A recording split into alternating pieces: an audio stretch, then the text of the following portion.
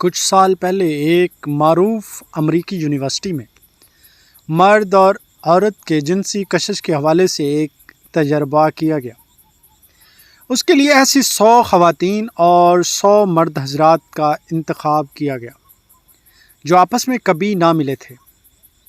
ان مرد و خواتین کو ایک دوسرے سے مکمل طور پر الگ تھلگ رکھتے ہوئے انہیں ایک دوسرے کے استعمال شدہ انڈر گارمنٹس دیے گئے اور کہا گیا کہ وہ ان انڈر گارمنٹس کی بو سونگھ کر اپنے لیے کسی ایک سیکس پارٹنر کا فیصلہ کریں۔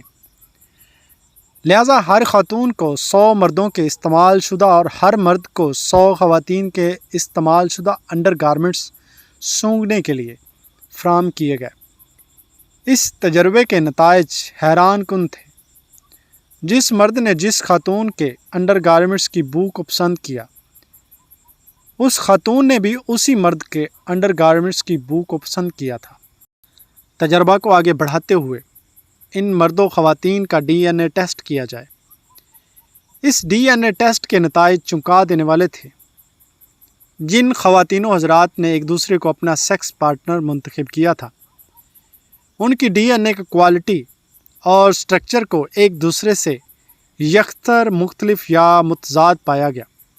یعنی جن مرد و خواتین کا ڈی این اے جس قدر مختلف ہو، ان میں جنسی کشش اتنی ہی زیادہ ہوتی ہے۔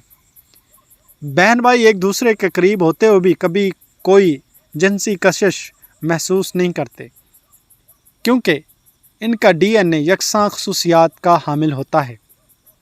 گویا فطرت نے اس بات کا اہتمام کر رکھا ہے کہ ہمیشہ متضاد ڈی این اے ایک دوسرے سے جنسی کشش محسوس کرتے ہوئے جنسی اخلاط کریں، جس کے نتیجہ میں ہر دفعہ پہلے سے بہتر ڈی این اے کی حامل نسل پیدا ہو، اور یوں انسانی ذہن اور صلاحیتیں مسلسل ارتقاء کی منازل طے کرتی چلی جائیں۔